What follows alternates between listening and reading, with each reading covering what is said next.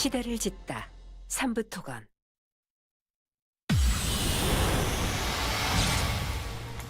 이태원 클럽을 중심으로 퍼지고 있는 코로나19 바이러스의 유전자 검사 결과 대구 신천지를 통해 퍼진 기존 바이러스와는 다른 계통으로 확인됐습니다. 미궁에 빠진 감염 경로가 밝혀질지 주목됩니다. 단독 취재했습니다. 노래방을 중심으로 코로나19가 확산하면서 인천시가 관내 모든 노래방에 대해 2주간 집합 금지 조치를 내렸습니다. 전국의 코인 노래방에 대한 영업정지 명령도 검토되고 있습니다. 정의기억연대에 대한 검찰 수사가 속도를 내고 있습니다. 어제 정의연 사무실에 이어서 오늘은 위안부 할머니 쉼터를 압수수색했습니다. 한명숙 전 총리의 불법 정치자금 수수 사건 재조사를 연일 촉구하고 있는 민주당에서 해당 사건이 공수처의 수사 대상이 될 수 있다는 언급이 나왔습니다. 어떤 의미인지 분석했습니다.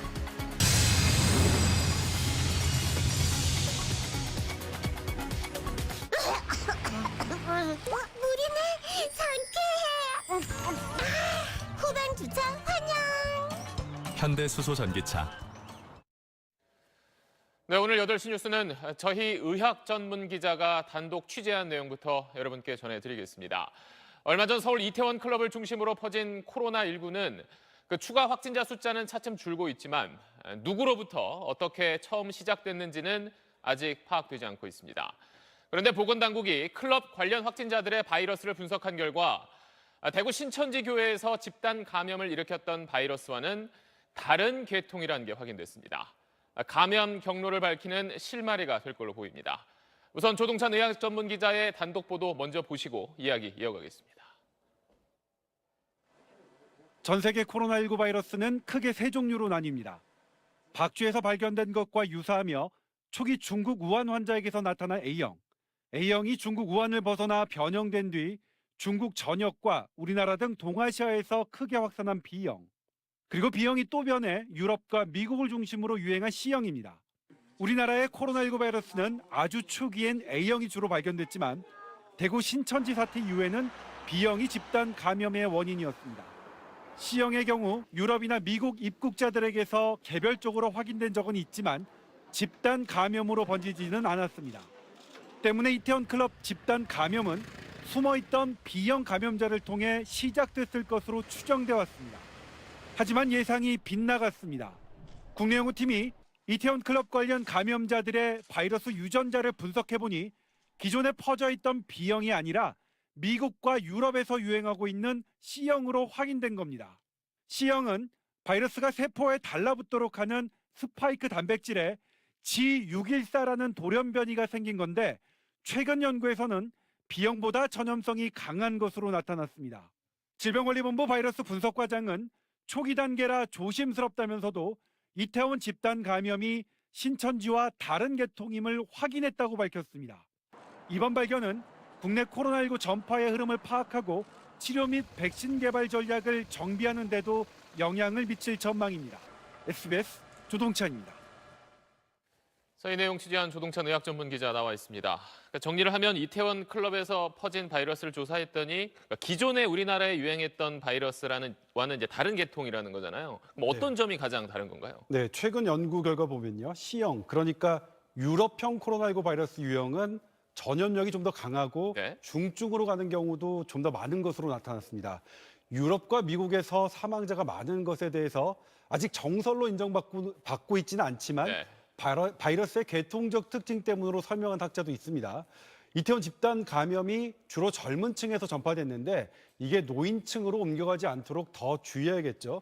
이번에 유전자 분석을 통해 이태원 집단 감염 바이러스가 유럽형인 것을 알아낸 건요. 앞으로 국내 전파 양상을 예측하고 대비하는 데 큰 도움을 줄 것으로 보입니다. 그러니까 유럽형이라는 건 이게 뭐 우리나라 사람인지 외국인인지는 몰라도 일단 외국에서 들어왔을 가능성은 더 크다는 뜻이잖아요. 네.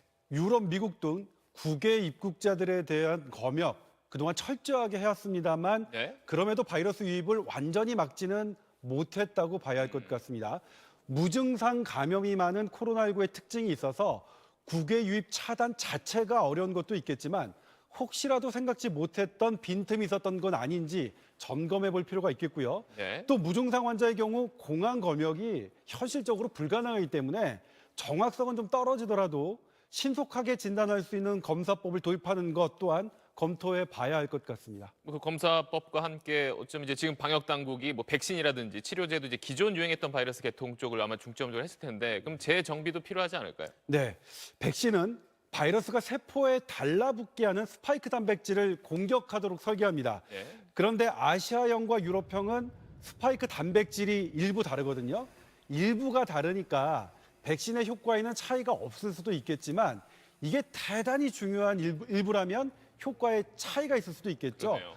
우리나라의 아시아 계통뿐만 아니라 유럽형까지 유행할 수 있다면 이 모두에서 효과가 날 수 있도록 약과 백신도 설계해야 할 겁니다. 국내 여러 연구팀과 제약회사도 발빠르게 이에 대한 준비를 할 것으로 보입니다. 네, 알겠습니다. 조동차 의학 전문 기자와 이야기를 해봤습니다.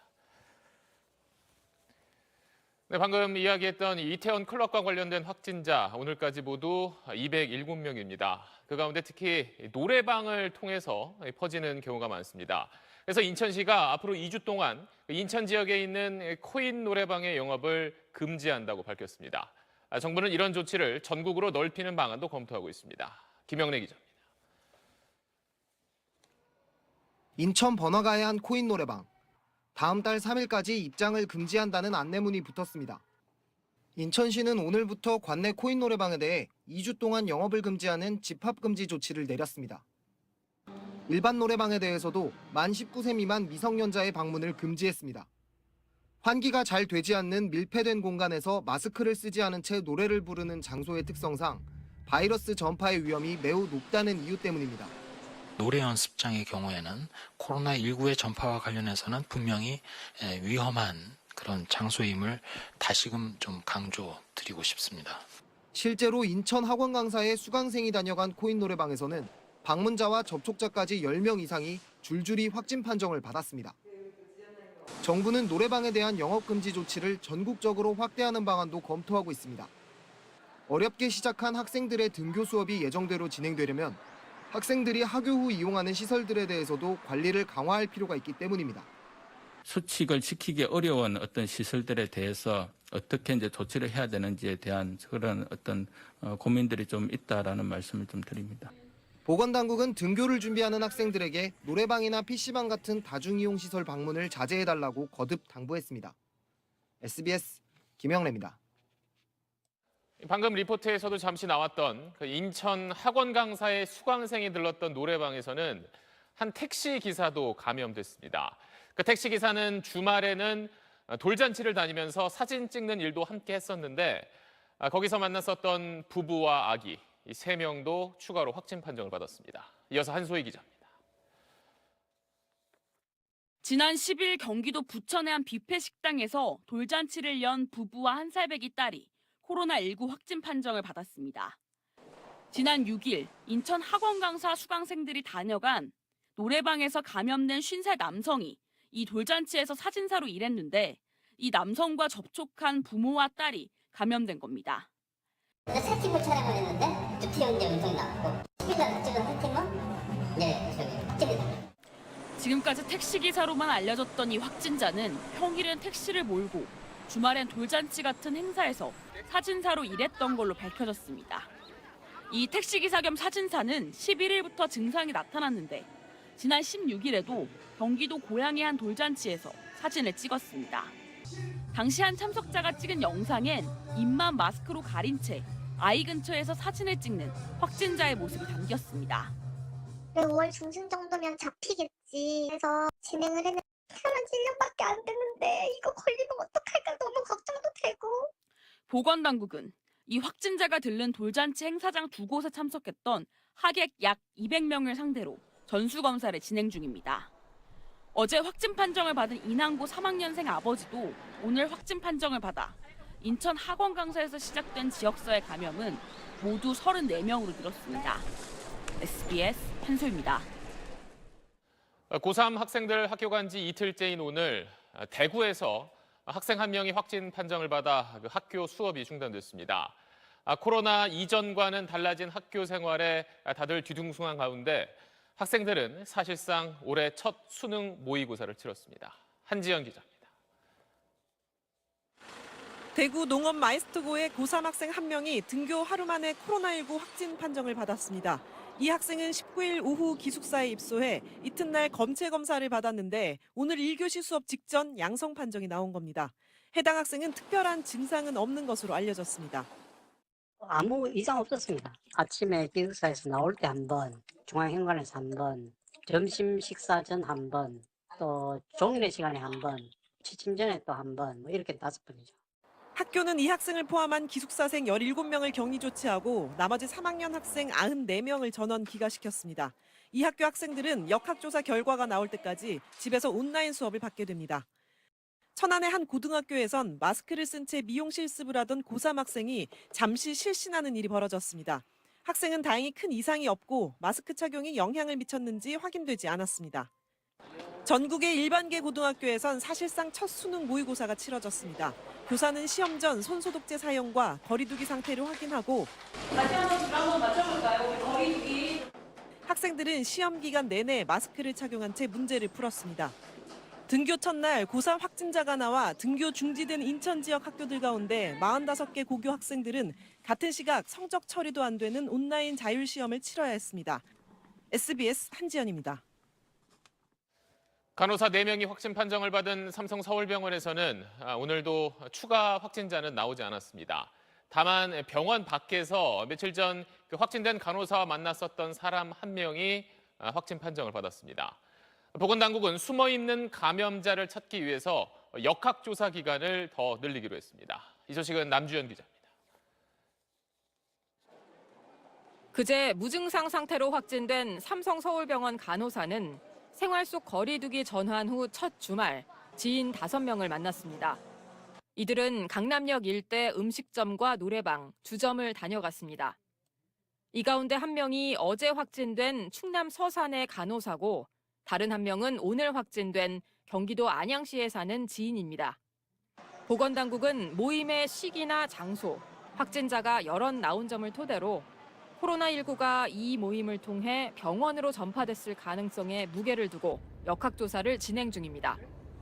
선행 확진자의 지역사회에서의 감염이 먼저 일어나고 그 이후에 원내, 병원 내 직원 간의 전파가 일어났을 가능성을 일단은 우선해서 상정을 하고 있다는 말씀을 드립니다. 현재 보건당국은 확진자의 증상 발현 이틀 전, 무증상인 경우 검사 이틀 전부터 접촉자를 찾아내 관리하고 있습니다. 검사 열흘 전에 만난 서산 간호사는 접촉자로 분류되지 않았기 때문에 삼성 서울병원 간호사가 본인 확진 후 지인들에게 검사를 권하지 않았다면 병원 밖 확진자는 찾아내지 못했을 겁니다. 보건당국도 이런 문제를 확인한 뒤 접촉자 조사 시점을 모임 이틀 전인 5월 7일로 앞당겼고 접촉자 174명을 더 찾아내 검사 중입니다. 다만 무증상 감염이 빈번한 코로나19의 특성에도 역학조사 범위를 대폭 확대하는 데는 한계가 있을 수밖에 없어서 보건당국의 고민이 커지고 있습니다. SBS 남주현입니다. 네, 지난해 말 중국에서 처음 시작된 코로나19는 이제 전 세계 환자 숫자가 500만 명을 넘어섰습니다. 어제도 10만 6천 명이 추가로 확진됐는데 코로나19가 퍼진 이후 하루 기준으로는 역대 가장 많은 숫자입니다. 최근엔 아시아와 유럽 또 미국의 환자 증가세가 주춤한 가운데 중남미 그 가운데서도 특히 브라질에서 확진자가 크게 늘고 있습니다.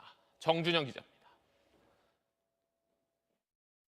코로나19 사망자들이 집단 매장된 브라질의 한 공동묘지입니다. 무서운 속도로 감염이 확산되면서 무덤이 하루가 다르게 늘고 있습니다. Morreu nova, com 57 anos. Posso perder meu pai a qualquer momento, que está internado, internou ontem. 브라질의 코로나19 누적 확진자는 29만여 명, 미국과 러시아에 이어 가장 많은 규모입니다. 다른 중남미 국가들에서도 코로나19가 걷잡을 수 없이 번지고 있습니다.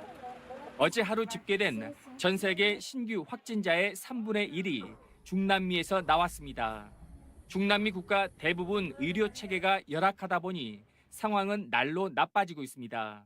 No, mi marido está adentro, pero sentado hace una hora sentado en una silla recibiendo oxígeno porque no hay camilla. 볼리비아의 보건장관이 인공호흡기 구매 비리 혐의로 체포될 만큼 만연한 부패와 고질적인 빈부격차도 걸림돌입니다. Almost 2/3 of these cases were reported in just 4 countries. We're very concerned about the rising numbers of cases in low and middle income countries. 브라질의 경우 사회적 격리 완화와 말라리아 치료제 사용을 강행하려는 보우소나루 대통령에 대한 반발이 커지는 등 중남미의 정치 사회적 혼란이 재앙을 불러오고 있다는 지적입니다. SBS 정준영입니다. 위안부 피해 할머니들을 위해 모은 후원금을 제대로 썼는지, 한성 쉼터 매입에 문제는 없었는지 논란이 커지는 가운데 정의기억연대에 대한 검찰 수사가 속도를 내고 있습니다. 어제 사무실을 압수수색한 데 이어서 오늘은 서울 마포에 있는 쉼터를 추가로 압수수색했습니다. 민경우 기자가 보도합니다. 주택 대문이 열리고 압수물 상자를 든 수사관들이 나옵니다. 검찰이 위안부 피해자 할머니 쉼터인 서울 마포 평화의 우리집을 오늘 낮 압수수색했습니다. 새벽까지 정의연 사무실과 전신인 정대협 사무실의 주소지인 전쟁과 여성인권 박물관 압수수색을 끝낸 지 9시간 만입니다. 검찰은 쉼터는 애초 압수수색 대상이 아니었지만 관련 자료가 일부 보관돼 있다는 사실이 확인됐다고 설명했습니다. 마포 쉼터는 지난 2012년 정대협이 명성교회로부터 무상으로 임대받아 조성한 곳입니다. 현재 위안부 피해자 길원옥 할머니가 혼자 거주하고 있으며 지난 1월 타계한 고 김복동 할머니도 생전 이곳에 머물렀습니다. 정의연은 마포 쉼터 외에 2013년 추가로 안성 쉼터를 마련했는데 7억 5천만 원에 사들인 쉼터를 지난달 4억 2천만 원에 팔아 고가 매입과 헐값 매각 의혹이 일고 있습니다. 압수수색을 마친 검찰은 정의연의 후원금 자료와 지출 내역 등을 분석하는 동시에 관련자 소환 준비에도 들어갔습니다. 정의연 측은 검찰 압수수색에 대해 외부 회계감사 추진 중에 이뤄진 압수수색에 유감을 표한다며 특히 위안부 할머니가 머물고 있는 쉼터를 압수수색한 것은 피해자들에 대한 모독이며 인권 침해라고 비판했습니다. SBS 민경호입니다. 정의기억연대와는 별도로 위안부 피해 할머니들을 지원해온 나눔의 집에서도 회계 문제가 불거졌죠. 이미 4년 전에도 지정 후원금을 엉뚱한 곳에서 문제가 제기된 걸로 알려졌는데 경기도가 수사에 나섰습니다. 박재윤 기자가 보도합니다. 일본군 위안부 피해자 할머니 6분이 생활하고 있는 경기도 광주 나눔의 집. 나눔의 집 직원들은 그동안 후원금 관리가 제대로 되지 않았다고 증언했습니다. 현금으로 들어오는 후원금 하나도 체크 안 했어요. 리스트가 없는 거죠.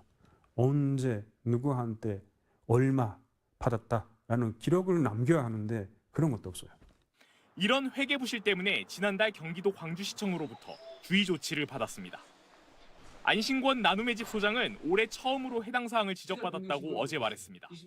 후원자가 봤을 때 이건 법인 거, 이건 시설 거 구분을 해서 내가 선택을 해서 기부를 해야 되는데 그렇게 못한 거는 여기 잘못이다. 그 지적을 받고 개선 명령을 받고 하지만 나눔의 집 직원 측 이야기는 다릅니다.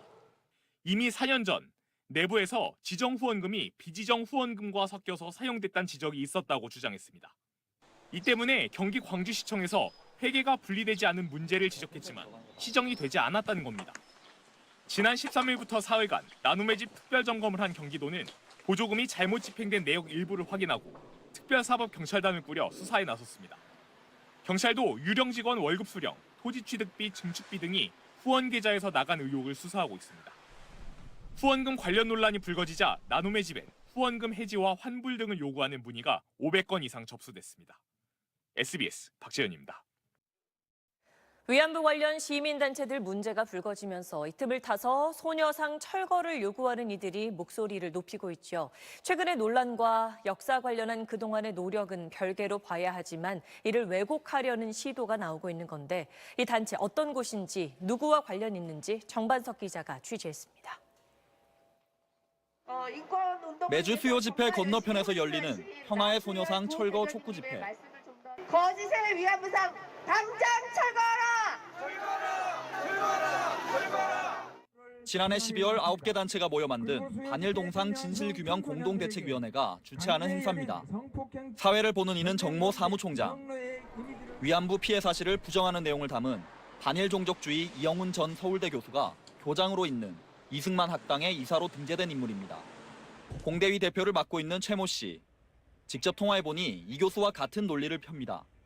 자발적으로 영업하던 여성들이 많이 갔고 무식한 빈농의 부모가 전차금을 받고 애들 내줘가지고 위안부가 일종의 공창 성격이었단 건데 이영훈 교수의 핵심 주장과 같습니다. 공창제도가 일본군으로 편입되어서 일본 군인을 위한 공창의 형태로 동원되고 재편성된 것이다. 위안부 여성들에게 고백을 강요하고 그들의 얼굴을 노출시키고 그들의 시비 현장에 끌고 다니며 이 교수와 공대위 최 대표, 류석춘 교수 등은 다음 주 위안부 운동의 실체를 밝히겠다며 함께 모여 심포지엄까지 열 계획입니다.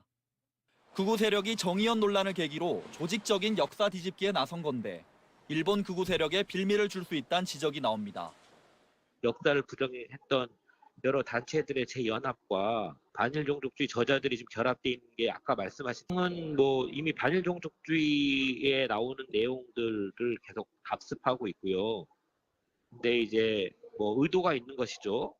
실제로 일본 언론에선 정의연 관련 기사가 쏟아졌고 반일 집회를 중단하라거나 소녀상을 철거하라는 사설까지 등장해 우려가 커지고 있습니다.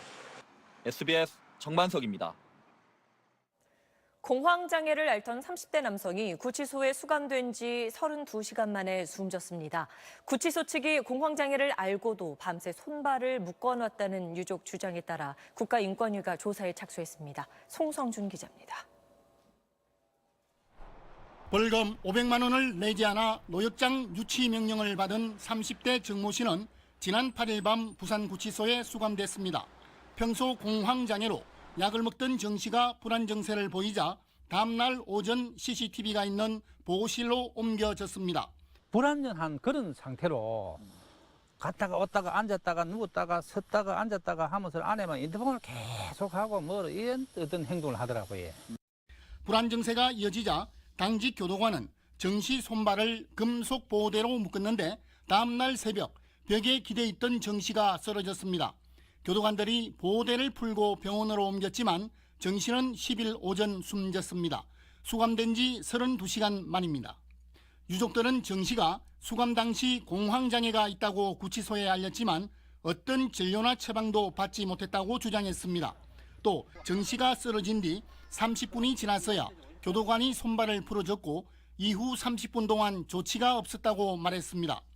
안에서 애가 대자로 들어누워 있으면 안에 들어가가지고 확인을 해야 되거든요. 그런 그게 없었어요. 부산구치소 측은 수감 당시 정 씨에게 공황장애를 증명할 진단서나 지참약도 없었고 정 씨를 방치하거나 가혹 행위를 하진 않았다고 해명했습니다. 부산구치소는 국립과학수사원에 1차 부검을 의뢰한 결과 사인이 나오지 않아 조직검사를 의뢰해 놓은 상태입니다. 국가인권위는 유가족 진정에 따라 조사관을 파견해 진상조사에 착수했습니다. SBS 송선준입니다. 최근 몇 년 사이 전동 킥보드 관련 사고가 끊이지 않아왔습니다. 그동안 작은 오토바이처럼 분류돼 이런저런 조건이 있었는데 앞으로는 자전거 도로로 달릴 수도 있고 만 13살 이상이면 면허 없이 탈 수 있게 됩니다. 사고 위험이 더 커지는 건 아닌지 우려가 나옵니다. 김덕현 기자입니다. 도로를 무단 횡단하던 전동 킥보드가 오토바이와 충돌하고 횡단보도를 지나다 차량과 부딪힙니다. 전동 킥보드와 전동 휠 등은 오토바이와 같은 원동기 장치로 분류돼 차도로만 다녀야 합니다. 하지만 차도를 벗어나 인도로 다니기가 일쑤여서 보행자 충돌 사고도 잦습니다. 이러다 보니 2018년의 경우 1년 새 사고 건수가 100 가까이 늘었습니다. 이런 문제를 개선하려고 전동 킥보드 등의 운행 규정을 보완한 도로교통법 개정안이 국회를 통과했습니다. 전동 킥보드처럼 시속 25km, 무게 30kg 미만 이동수단을 개인형 이동장치로 규정하고 자전거 전용 도로를 달릴 수 있게 했습니다. 자전거 도로 등이 없어 불가피한 경우엔 차도 우측 주행도 가능하게 했습니다. 또 만 16살 이상 원동기 면허가 필요했던 자격 조건도 만 13살 이상이면 면허 없이 탈 수 있게 바꿨습니다. 사실상 전기자전거와 비슷하게 조건을 맞춘 건데 사고 위험성이 더 커질 수 있다는 우려도 나옵니다. 중학생까지 별도의 교육을 안 받아도 몰 수 있어 안전 부주의 사례가 늘 수 있다는 겁니다. 중학교 1학년부터 이제 이용이 가능한 건데 이제 운전면허가 이제 없이도 탈 수 있기 때문에 교통 안전에 대한 부분이 조금 더 걱정이 되는 부분이 있고요. 안전모와 같은 보호장구를 반드시 착용하도록 했지만 위반 시 제재할 방법은 없습니다. 개정안은 이르면 연말쯤 시행되는데 정부는 이런 우려를 감안해 개인형 이동장치의 안전기준을 담은 퍼스널 모빌리티법을 별도로 마련하기로 했습니다. SBS 김덕현입니다. 다음 소식입니다. 미국이 중국을 향해 연일 거친 말을 쏟아내고 있습니다. 트럼프 대통령에 이어 국무장관까지 나서서 미친 사람, 또 얼간이 같은 막말을 퍼붓고 악랄한 독재 정권이라는 중국이 참 싫어할 표현까지 썼습니다. 워싱턴 김윤수 특파원 리포터 먼저 보시고 워싱턴과 중국 특파원 동시 연결해서 두 나라가 대체 왜 이러는 건지 자세히 살펴보겠습니다. 폼페이오 미 국무장관의 브리핑은 중국에 대한 체제 비판으로 시작됐습니다. 중국은 건국 이래 악랄한 독재 정권에 의해 통치돼 왔고 여전히 자유주의 국가의 적대적이라고 비난했습니다. 시진핑 주석이 코로나 극복을 위해 20억 달러 국제 원조를 약속한 걸 놓고는 쥐꼬리만한 규모라고 깎아내렸습니다. China's contributions to fighting the pandemic are paltry compared to the costs that they have imposed on the world. 중국이 예민하게 반응하는 타이완과 홍콩, 남중국해 문제까지 언급하며 전방위로 중국을 자극했습니다. 폼페이오 브리핑 직전 트럼프 대통령은 트위터를 통해 막말을 쏟아냈습니다. 코로나 책임을 중국에 떠넘기려는 미국의 의도는 실패할 거라고 말한 중국 관료들을 겨냥해 미친 사람, 얼간이라고 원색적인 비난을 퍼부었습니다. 대통령과 외교수장이 동시에 나서 중국 때리기 수위를 최고조로 끌어올린 건데 중국의 최대 정치 행사 양회 개막에 맞춰 코로나 중국 책임론을 최대한 부각시키려는 의도로 풀이됩니다. 이런 가운데 미 상원도 중국 기업의 미국 증시 상장을 금지할 수 있게 하는 법안을 만장일치로 통과시키며 중국 때리기에 동참했습니다. 자, 이 내용은 워싱턴 특파원과 베이징 특파원을 함께 연결해서 이야기를 나눠보겠습니다. 자, 먼저 워싱턴에 물어보겠습니다. 김윤수 특파원, 우선 미국이 이렇게까지 중국을 때리는 이유, 공격하는 그 배경은 뭔가요? 네, 미국에서 코로나19 사태가 본격화한 뒤 이제 2달 정도 지났습니다. 미국인들의 피로감은 상당히 높고 경제도 걱정스러운 상황입니다. 이 트럼프 행정부로선 출구 전략을 모색해야 하는데 책임을 떠넘기고 내부 불만을 돌릴 외부의 적이 필요하다. 이렇게 생각할 법합니다. 또 오는 11월 대선을 치러야 하는 상황이어서 이 중국을 적으로 삼아서 지지층을 결집하는 효과도 노리고 있는 것 같습니다. 네, 그럼 베이징에 이번에 물어보겠습니다. 송욱 특파원, 중국도 지금 참 중요한 시기긴 마찬가지인데 이렇게 계속 미국에 맞고 있을 것 같지는 않을 것 같은데요. 네, 앞서 리포트에서도 나왔지만 중국은 최대 정치 행사인 양회를 시작했습니다. 코로나 때문에 2달이나 늦게 가까스로 열린 건데요. 남의 집 잔칫날 미국이 찬물을 끼얹은 겁니다. 중국 외교부가 반격에 나섰는데요. 이전부터 함부로 말하던 폼페이오가 이번에도 거짓말을 했는데 이미 실패로 끝났다고 무시했습니다. 그러면서 미국은 왜 초기 방역을 소홀히 해서 이 지경까지 왔나? 왜 사람들이 마스크 쓰는 것에 반대했느냐며 역공을 폈습니다. 자, 김윤수 특파원, 방금 베이징 이야기를 들어보니까 중국도 쉽게 물러설 것 같지는 않은 분위기인데 그럼 이런 갈등 국면은 언제까지 갈 걸로 보이나요? 오늘 트럼프 대통령의 트윗을 보면요. 중국이 미국을 계속 뜯어먹기 위해서 바이든 민주당 대선 후보를 밀고 있다. 이렇게 썼습니다. 중국과 바이든을 한데 묶어서 11월 대선까지 쭉 밀고 가겠다. 이런 전략을 드러낸 걸로 보입니다. 트럼프는 미국을 뜯어먹는 중국에 단호히 대응하는 선이고 중국은 이런 트럼프가 두려워서 야당을 밀고 있는 악, 이런 선악 프레임으로 대선을 치르겠다는 겁니다. 따라서 대선 전까지는 이런 갈등 상황이 지속될 가능성이 높아 보입니다. 그럼 앞으로 6달 남은 대선까지 쭉 장기전으로 갈 수 있다는 뜻인데 송욱 특파원, 그렇다면 중국이 생각할 수 있는 반격 카드는 어떤 게 있을까요? 네, 트럼프 행정부가 시비를 걸어오는 데는 미국 국내 정치적 이유가 있다는 걸 중국도 잘 알고 있습니다. 방역카드로는 미국 기업 블랙리스트를 만들어서 제재하는 방안과요. 중국이 갖고 있는 미국 국채를 한꺼번에 팔아서 미국을 곤란케 만드는 방안 등이 중국 내에서 거론되고 있습니다. 하지만 경제전쟁으로 갈 경우 무역에서 흑자 보는 중국이요. 감당해야 할 피해가 더 많은 것도 사실이고요. 미국이 타이완이나 홍콩 쪽을 움직여서 중국의 일국양제를 흔들 가능성도 경계하고 있습니다. 결국 중국의 선택은 미국과의 전면전은 가급적 피하고요. 또 국제여론을 중국의 우호적인 쪽으로 돌리면서 미국이 때리는 강도에 따라서 그때그때 대응 수위를 결정하는 선택을 할 것으로 보입니다. 네, 알겠습니다. 워싱턴 김일수 특파원, 베이징 송우 특파원 오늘 이야기 잘 들었습니다. 네, 2015년 대법원에서 확정 판결이 난 한명숙 전 총리의 불법 정치자금 수수 사건을 놓고 논란이 다시 뜨겁습니다. 관련 비망록이 공개되면서 민주당이 재조사할 필요가 있다고 이틀째 촉구했는데 오늘은 해당 사건이 공수처의 수사 대상이 될 수 있다는 말도 나왔습니다. 먼저 박하정 기자가 보도합니다. 한명숙 전 총리는 검찰의 강압 수사와 사법농단의 피해자라고 주장하며 사건 재조사 필요성을 처음 언급한 어제 김태년 민주당 원내대표에 이어 오늘은 박주민 최고위원이 이런 말을 했습니다. 공수처가 설치가 된다면 공수처의 수사 범위에 들어가는 건 맞습니다. 올해 7월 출범을 앞둔 고위공직자범죄수사처의 수사 대상이 될 수 있다는 겁니다. 한 전 총리에게 9억 원을 줬다고 진술했다가 재판 도중 이를 번복했던 고 한만호 씨의 비명록에 따르면 검찰 수사 과정에서 회유와 압박이 있었고 사법농단 문건에도 이 사건이 언급되는 만큼 검찰과 법원이 사건을 다시 살펴봐야 한다고도 했습니다. 법조인인 김용민 당선인도 검찰이 제대로 수사를 할 가능성이 낮은 사안이라 공수처나 특별검사가 수사해야 한다고 주장했습니다.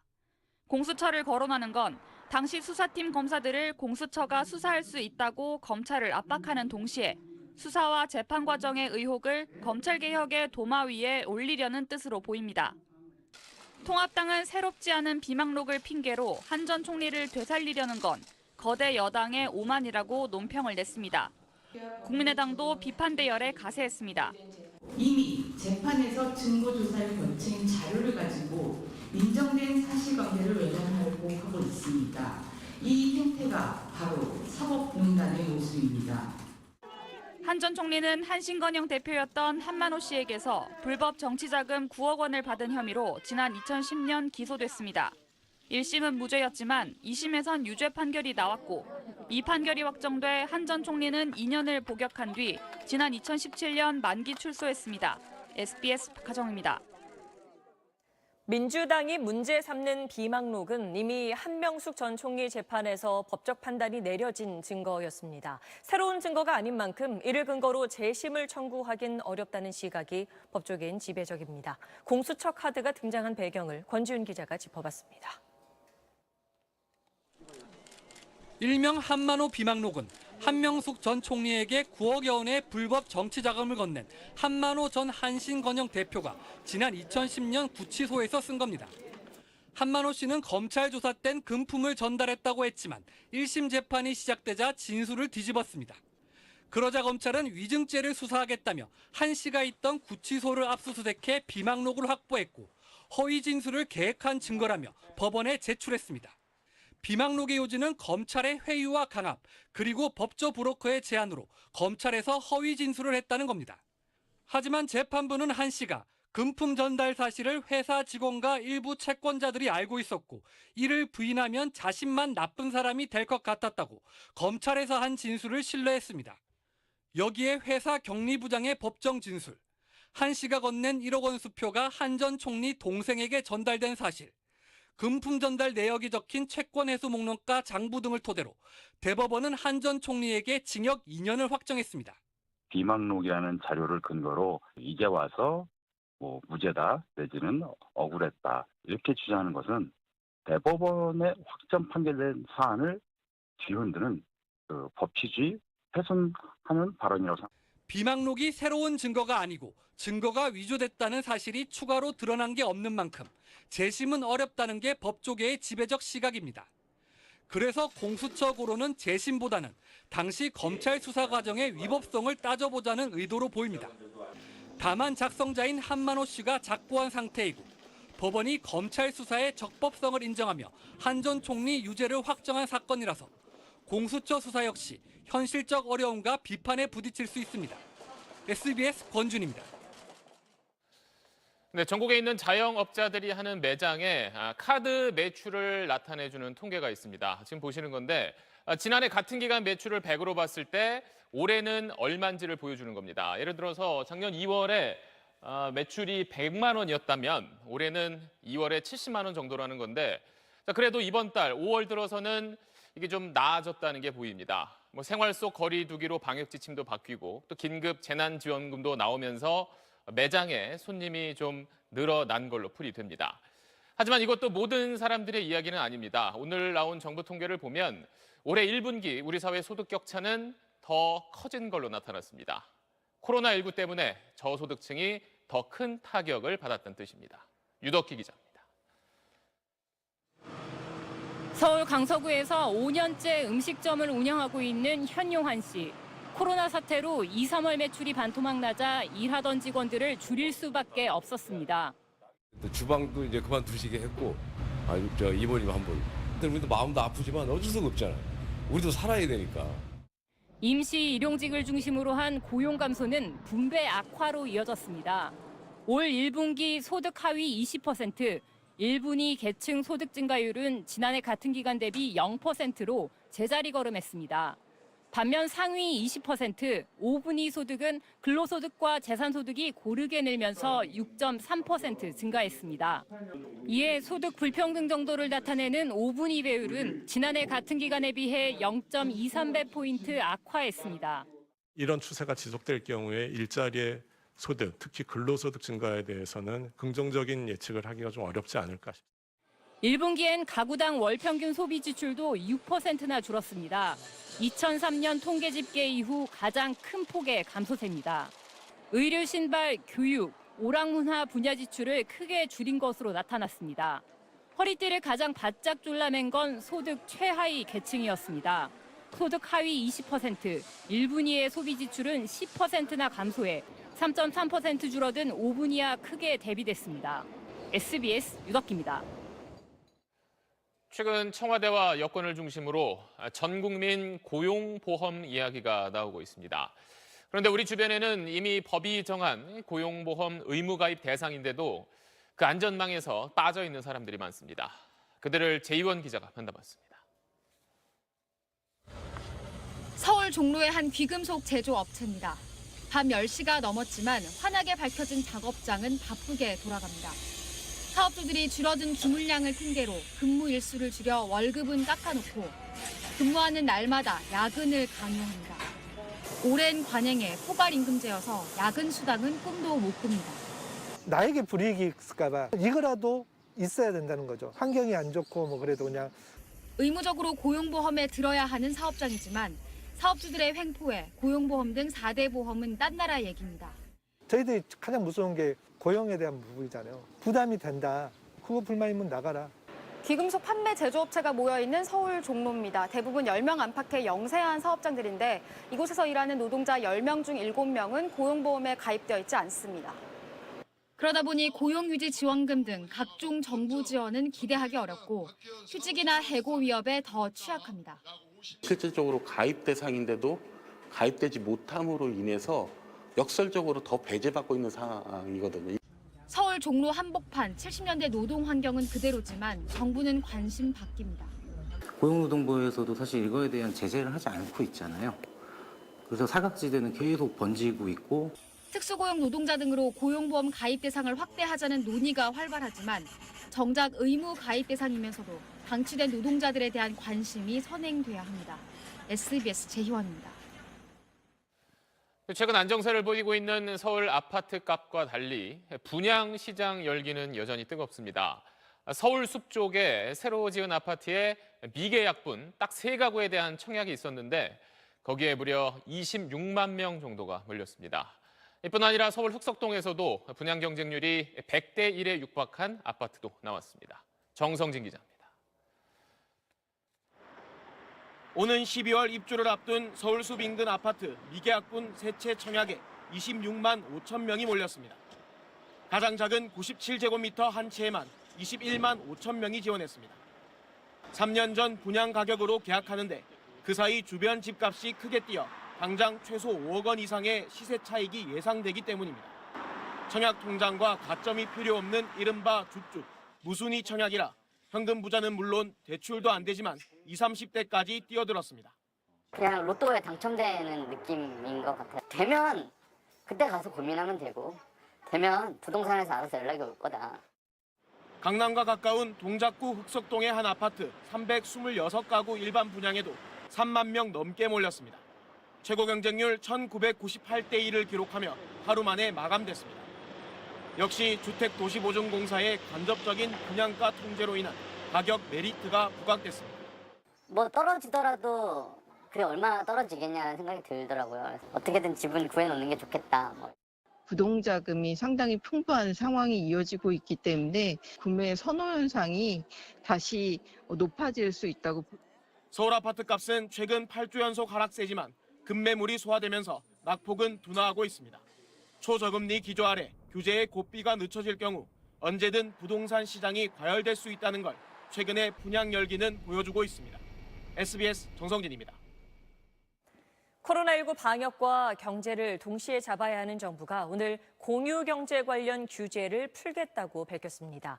공유 주방 서비스를 정식 제도화하고 특히 에어비앤비 같은 도심 공유 숙박 서비스를 내국인에게도 풀겠다는 겁니다. 논란이 많은 사안인데 김하영 기자가 짚어봤습니다. 서울 삼청동의 외국인 대상 게스트하우스입니다. 코로나19가 확산한 1월 말 이후 거의 넉 달째 빈집 신세입니다. 4개월 동안은 한 명도 안 왔어요. 내국인을 받을 수가 없으니까 앞으로 힘든 상황이 2년 정도 간다 이렇게 보고 있어요. 정부가 코로나19 타겟책으로 내국인 대상 공유 숙박 서비스 카드를 다시 꺼낸 건 이런 사정 때문입니다. 에어비앤비 같은 공유 숙박 서비스는 도시 민박업으로 분류돼 외국인만 받을 수 있는데 이 규제를 풀겠다는 겁니다. 7월부터 서울 지하철역 반경 1km 내로 조건부 시행해 본 뒤 연말까지는 법을 고쳐 제도화하기로 했습니다. 하지만 코로나 사태로 공유경제 자체가 위축된 데다 제2의 타다로 불릴 만큼 논란이 뜨거운 사안입니다. 당장 우리도 죽을 지경이라는 기존 숙박업계 반발이 나옵니다. 코로나로 인해서 우리가 지금 한 90%, 85에서 90%까지 공실률이 있거든요. 지금 기존 산업은 다 고사하는 수밖에 없고. 정부는 내국인 영업을 연간 180일까지로 제한하겠다며 조율에 나설 계획입니다. 해외 사례 등에서 범죄로부터 안전한지 논란도 있었습니다. 정부는 위생과 안전 기준을 마련하겠다 했지만 아직 구체적인 내용은 나오지 않았습니다. 또 자칫 도심 전월세 상승으로 번지지 않도록 하는 것도 숙제입니다. 물량 조절 같은 것들을 좀 조심해서 조절하지 않으면은 주거단이 더 심각해질 수 있으니까 총 물량에 대해서는 항상 모니터링을 하면서. 정부는 다음 달부터 상생협의체를 꾸려 관련 업계 의견 조율에 나서기로 했습니다. SBS 김하영입니다.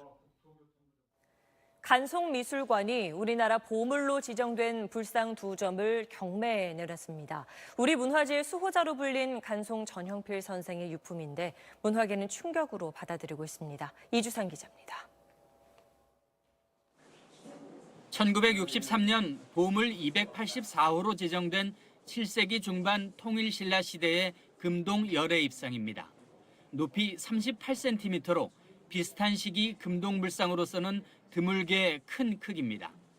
머리털 표현이 뚜렷하고 입가에 은은한 미소가 특징입니다. 보물 285호인 금동 보살 입상은 19cm 크기로 역시 6, 7세기의 신라 불상입니다. 두 손으로 보주를 받든 모습과 새의 날개 같은 옷자락은 백제의 문화가 일본으로 전파되는 과정을 추측할 수 있는 자료로도 중요한 가치를 가집니다. 모두 간송미술관 소장품인데 다음 주 진행될 경매에 출품됐습니다. 경매 시작가는 각각 15억 원입니다. 국가가 지정한 문화재라 할지라도 개인의 사유재산의 경우에는 거래가 가능합니다. 단 해외 반출은 금지가 되어 있고요. 간송미술문화재단 측은 전시 확대를 추진하는 과정에서 누적된 재정난과 2년 전 간송의 장남이 사망하면서 발생한 상속세 등 때문에 문화재 매각이 불가피했다고 밝혔습니다. 안정적인 미술관 운영을 위해 이번 경매에 붙여지는 문화재 말고도 불상 2점이 추가로 더 매각될 것으로 알려졌습니다. 간송미술관은 문화재 독립운동가로 불린 간송 전영필이 일제강점기 전 재산을 들여 수집한 유물 만여 점을 소장하고 있어 미술계에서는 안타깝다는 반응이 나오고 있습니다. SBS 이주상입니다. 스쿨존 교통사고 때 운전자 처벌을 강화하는 일명 민식이법 위반 사례가 경기도 포천에서 처음 나왔습니다. 경기 북부경찰청은 지난 3월 말 포천의 한 어린이 보호구역에서 시속 39km로 차를 몰다가 11살 어린이를 다치게 한 혐의로 40대 운전자 A씨를 입건해 검찰에 넘겼다고 밝혔습니다.